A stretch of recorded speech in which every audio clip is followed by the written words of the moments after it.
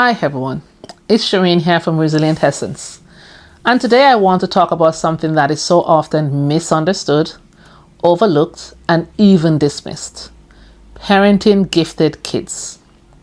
Because I've worked with a lot of children over the years.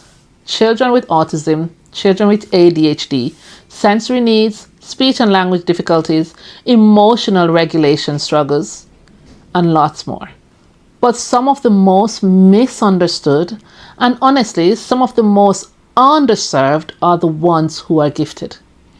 And I don't mean the high flyer who always wins awards and excels with ease. I'm talking about the child who acts out, who gets bored, who seems to clash with every teacher, and who starts shutting down or exploding, and no one can figure out why. Let me tell you right now, giftedness is not easy, and gifted doesn't mean no support needed. In fact, sometimes it means even more. So when gifted looks like bad behavior, you have to ask yourself why. I've had children come to me in my classroom who were this close to being expelled. Big behaviors, aggressions, violence, teachers and principals are at their wits' end. And I'll be honest, the first time I thought, okay, we're going to have a long year ahead.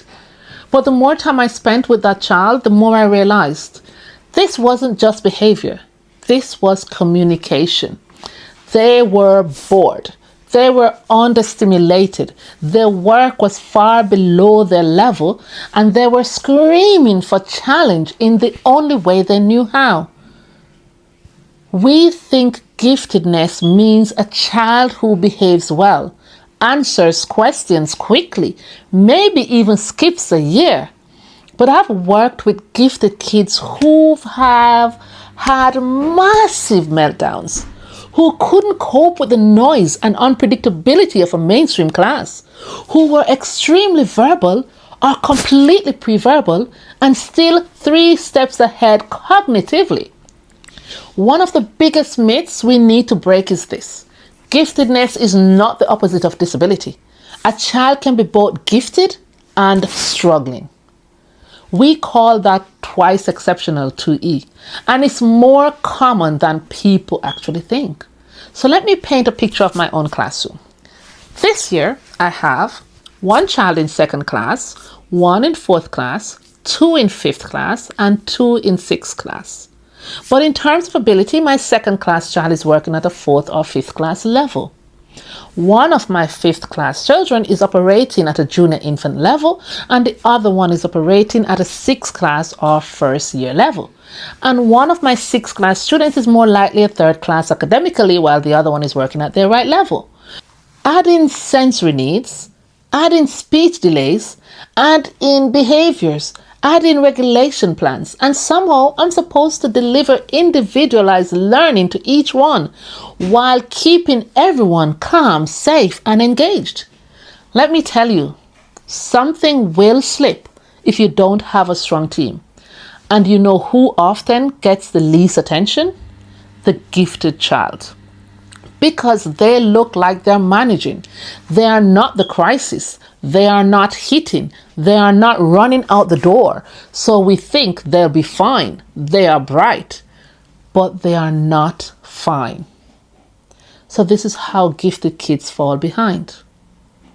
If a gifted child doesn't have the right environment, if they are not challenged, if no one is speaking to them on their level, if the sensory overload is too high, if the teacher is too stretched, they will disengage.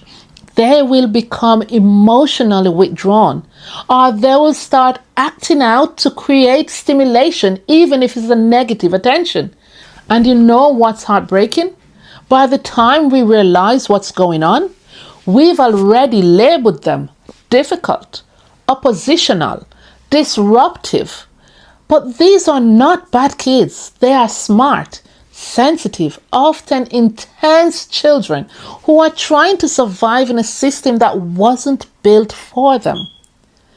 And if you're the parent of a gifted child, you already know. People don't get it. You say, my child is gifted, and they say, oh, That's great. So lucky. But they don't see the anxiety. They don't see the power struggle over homework because their child is frustrated. They don't see the tears, yours and theirs. When your child says things like, I hate school, or worse, I hate myself, you are trying to advocate. You are trying to explain that gifted doesn't mean easy, but everyone assumes you are just bragging. So you stay quiet. You feel alone, and your child keeps spiraling. That's why I'm making this video. You are not alone, and your child isn't broken. So what needs to change? We need to train teachers to spot giftedness in all its form, even when it comes with behavior, with masking, and with sensory needs. We need to support gifted children in special education classrooms, not just with work that's order, but with engagement, relationships, emotional support. We need schools to stop assuming that smart means self-sufficient, and we need parents to feel empowered, not dismissed. So if your child is gifted and struggling, you are not imagining it. And if they're acting out, don't just ask what's wrong. Ask, are they being challenged? Are they being seen? Giftedness is a blessing, but it's not an automatic ticket to success. It takes recognition, support, and understanding, just like any other need. So if you're a parent, a teacher, a carer, or even if you were that misunderstood gifted child growing up, this is your reminder. Smart doesn't mean easy. Gifted children need just as much support as anyone else, sometimes even more. And every child deserves to be seen for who they really are. Thank you for listening. If this spoke to you, share it with someone who needs to hear it. You'll never know which gifted child or parent is struggling quietly in the background.